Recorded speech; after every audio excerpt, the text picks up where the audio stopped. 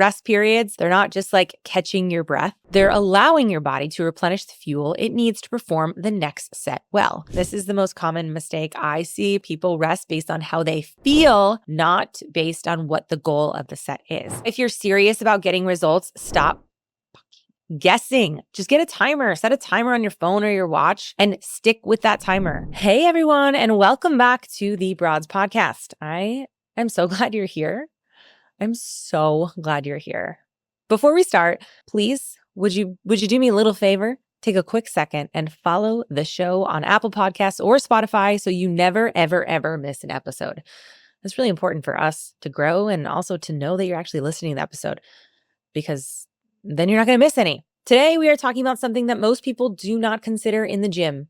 They don't even talk about it. They don't think about it. They don't be about it. Rest periods. I know. Honestly, it sounds boring. But please stay with me. And here's the thing. How long you rest between sets might be one of the most underrated variables in your entire training program. I know it sounds so silly and mundane, but I promise I'm going to share with you today exactly why it's so important. Now, if you've ever wondered why your lifts feel inconsistent, why you can't seem to add weight, or why your workouts feel either too easy or way too hard, your rest periods might be the missing piece. Most people either rest too little because they think more sweat equals more results and they'll do burpees and jumping jacks in between sets. Or they rest too long because they're scrolling Instagram in between sets or on their phone checking emails or doing things that will definitely lose track of time. So today I am breaking down what rest periods actually do, why they matter for your specific goals, and how to use them strategically to get stronger, build more muscle, and make your training just more effective overall. So today is no guessing, no winging it, just super clear guidance that you can use in your next workout. So let's just dive right into it. And I promise you are going to really get a lot out of this one today. So stick around. First and foremost, what do rest periods actually do? So let's start with the basics, and let's start with what is rest? Rest, what happens in between sets. So when you lift weights, your muscles use energy. That energy comes from just a few different systems in your body, and each system needs different amount of time to recover.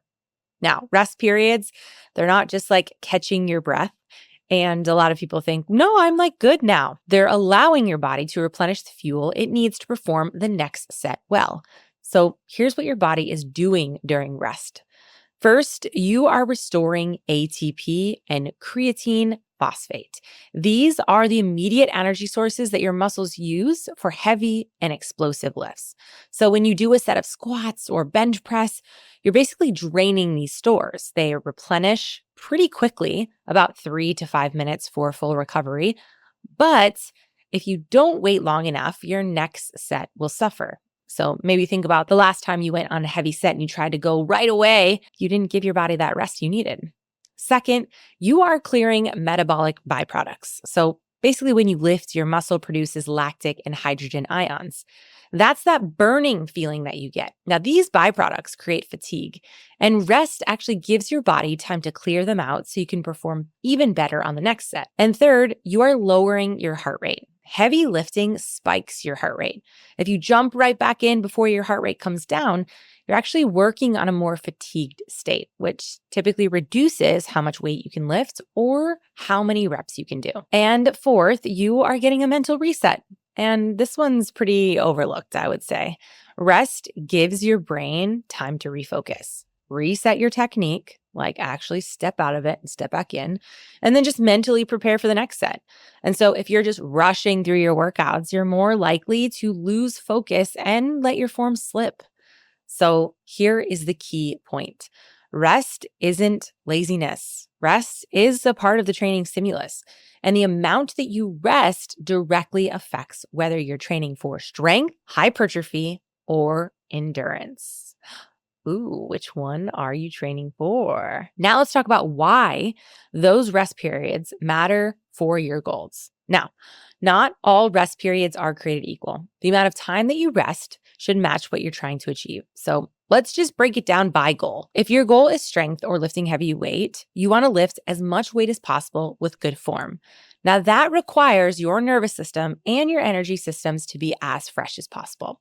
So, your rest period typically should be between 3 and 5 minutes in between sets. Now, here is why it works. Your ATP creatine phosphate system needs 3 to 5 minutes to fully replenish. If you do not wait long enough, you won't be able to lift as heavy on your next set, or you'll be totally fatigued, or you actually might lose out on some of your form. Strength is also neurological. Your nervous system needs time to recover so it can actually fire efficiently and recruit maximum number of muscle fibers. And remember, as always, quality over quantity. Strength training is about moving the most weight possible, not to creating fatigue. Longer rest supports that goal. So if you're doing heavy squats, deadlifts, bench press, overhead press, or really any compound lift in maybe a 1 to 5 rep range, you should be resting closer to 4 or 5 minutes. Yes, I know it feels long, like even saying that out loud. Yes, really that long. But it's necessary if you want to build that actual solid maximal strength. Now, if your goal is hypertrophy, which is building muscle, you want to be training for muscle growth. So you want to create enough mechanical tension and metabolic stress to trigger hypertrophy. This means you need to balance performance with fatigue. So it's really important to know where you're at. So your next rest period should be between 1 and 3 minutes between sets. Now, here's why it works. Moderate rest keeps metabolic stress elevated. That burning, pumped feeling is actually a signal for muscle growth. If you're not feeling that, that doesn't mean that you're not actually gaining that strength, but that's just a signal that you can still perform well. 1 to 3 minutes is enough to maintain good performance without fully recovering, which keeps the stimulus strong. And volume will accumulate. So shorter rest allows you to get more total work done in a session, which is important for hypertrophy, like creating that actual muscle gain. So if you're doing exercises in the, let's call it 6 to 12 rep range for muscle growth, think Romanian deadlifts, Bulgarian split squats, dumbbell rows, overhead shoulder press, resting 2 to 3 minutes is really the sweet spot. You recover enough to hit your reps, but you're still building fatigue set to set. Now, if your goal is muscular endurance, endurance training is about teaching your muscles to resist fatigue and work efficiently under longer time under tension. So your rest period should be maybe between 30 seconds to 1 minute between sets. Now, here is why this works for muscular endurance. Shorter rest keeps your heart rate elevated and creates a metabolic challenge. Your muscles learn to work in a fatigued state, which builds endurance. Now, recovery is intentionally incomplete. That's the point. You're training your body to handle fatigue a little bit better. Now, this style of training is useful for conditioning or a circuits or potentially a high rep accessory movements. And you can pair this at the end of your workout, typically with a superset or tricep. But it's not where you're building maximal strength or size. So the question is, then what happens if you rest too little or too long? Now, let me just share with you really what goes wrong when your rest periods don't match your goal. So let's say you're doing heavy back squats and only resting for about 60 seconds between sets. Now, here is what's happening. Your strength drops really fast. You may hit 5 reps on the set 1, but by set 3, you're only getting like 2 or 3 reps because your energy systems haven't fully recovered. This is also when form breaks down, injuries might happen. This is when you're fatigued. You're going to compensate. Your hips shift, your core loosens, you push yourself at a way higher risk for injury. So, hello, if anything, hear this and be like, why would I do that to myself? And also, you're not actually training strength anymore. You're just creating fatigue, which isn't the same thing as building the ability to lift heavy weight and actually push that heavy weight. Now, if you rest for too long for hypertrophy work, let's say you're doing Romanian deadlifts for muscle growth, right? Like dumbbell Romanian deadlifts or kettlebells, and you're resting 5 minutes in between set. Now, here is the issue here. You're losing metabolic stress. So that pump and burn drives hypertrophy, starts to fade if you rest for too long. Your workout also will take forever. If you're resting for 5 minutes on accessory work, you'll spend 2 hours at the gym for no reason at all. And I swear, I see this so much at the Gold's Gym that I go to recently, because you just get sucked into your phone and all of a sudden it's been 5 to 10 minutes. I'm like, what? This is also when volume suffers. You could have done more total sets in the same amount of time with shorter rest for that hypertrophy training. Now, if you're guessing every time, this is the most common mistake I see personally. People rest based on how they feel, not based on what the goal of the set is. So one set, they're resting 30 seconds.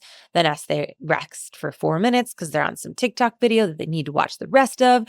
And there's really no consistency. And so when your rest period is all over the place, your performance is all over the place, and you can't actually track progress, right? You actually think that you're seeing progress, or maybe you're not seeing progress, but really, are you doing the rest periods? So now you know why rest matters, okay? Please, if you're going to do anything, stop this right now and be like, put this in your head. Rest matters. This is how you use it in your training.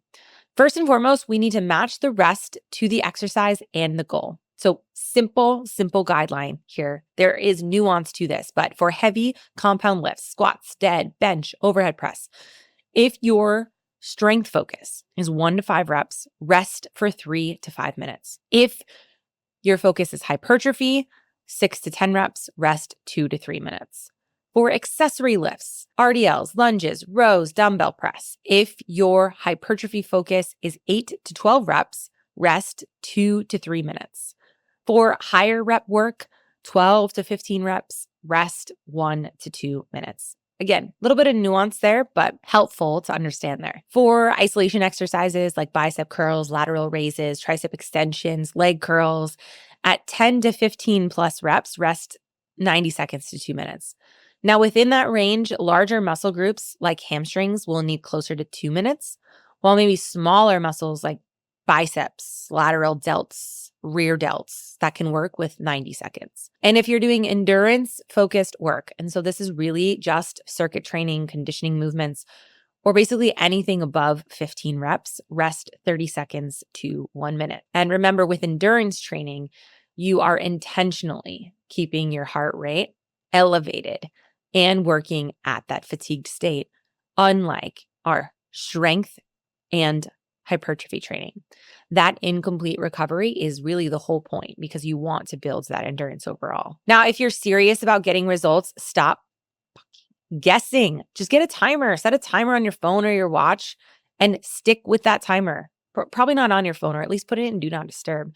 Because when it goes off, you lift again. It's literally that simple. This does 2 things. It keeps you honest, keeps you on track. You're not cutting rest shorter or letting it drag out, and it makes your training repeatable. That is the difference between exercising and training.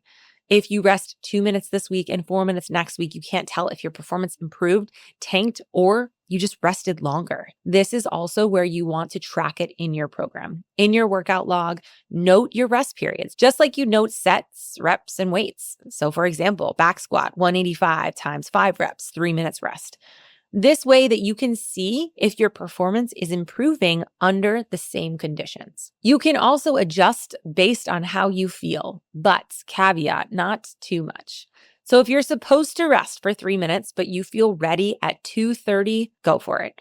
If you need an extra 30 seconds because the set was brutal, take it.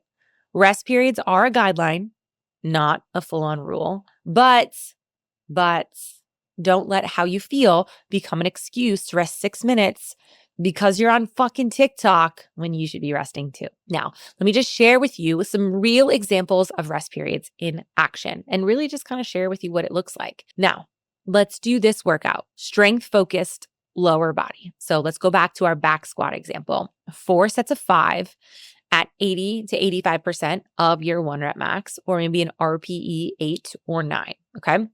Our goal is to rest for 4 minutes between sets. Why? Heavy load, low reps, and you need full recovery to maintain strength overall. After our squats, we've got Romanian deadlifts, 3 sets of 8. We're going to rest between 2 and 2.5 minutes between sets. This is an accessory work for hypertrophy. Moderate rest maintains performance. Then we get into my favorite exercise of the day, Bulgarian split squats. We've got 3 sets of 8 to 10 per leg. We're going to rest 2 minutes in between sets. Now, why? Unilateral work, moderate intensity, You don't need as much rest, but that does definitely get your heart rate up. Leg curls are next, 3 sets of 12. Rest 2 minutes in between sets. Why? Even though it's isolation work, hamstrings are a large muscle group. So 2 minutes gives you enough recovery to maintain performance while still keeping some metabolic stress. Okay, so that was our strength. Next example is a hypertrophy focus for upper body. Okay, we're gonna start with bench press, 4 sets of 8 at 70 to 75% of your 1 rep max or RPE 7.5. We're gonna rest 3 minutes in between sets. Why? This is still a heavy compound lift. You need enough rest to hit all 8 reps. Next movement, dumbbell incline press, 3 sets of 10. We're going to rest 2 minutes between sets. Why? Because accessory pressing work has moderate rest and keeps the stimulus strong. Then we have cable rows, 3 sets of 12. We're going to rest for 90 seconds in between sets. Why? This is pulling work and it is higher reps. Shorter rest creates more metabolic stress. Then we have our tricep pushdowns. We're going to hit 3 sets of 15 and rest 90 seconds between sets. Why? Isolation work with higher reps. Since triceps are a smaller muscle group, even though they're the most badass, 90 seconds is plenty to recover. See how the rest changes based on the exercise and the rep range, and also throughout the workout itself. That's really what we call strategic training. So now that you've got those examples, and if you need to listen back to those and write them down, that might be helpful for you too. So before we wrap up, let me tell you just mistakes I see all of the time. First one, resting the same amount for every exercise. As you noticed in those examples, they all look different. But also your warm-up sets, your heavy squats, and your bicep curls shouldn't have the same rest period. We didn't talk too much on the warm-up side of things, but for our heavier compound lifts, we want to be able to build up to our working set, which could be honestly an entirely other podcast. If you want to listen to that, send me a message. I'll create one for that. But we want to make sure that we're resting for our warm-up sets, but not as long as the actual working set. We need to make sure that we are matching the rest to the intensity and the goal of the movement. Number 2 is scrolling your phone and losing track of time. Gosh, I do this and I get it. But I am no, we need to stop. Rest periods can feel long, but if you're resting 5 minutes when you should be resting 2, your workout will take you forever. You're going to lose the training effect and you're just going to lose your mind, honestly.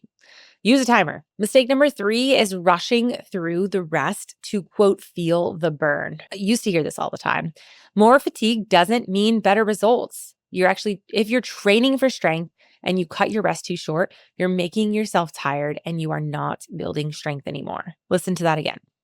Mistake number 4 is resting too long because you're nervous about the next set.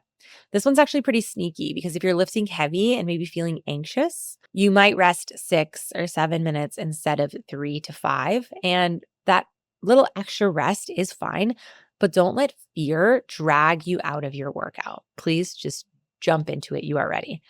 Mistake number 5, never adjusting your rest as you get stronger. This is another sneaky and underrated one.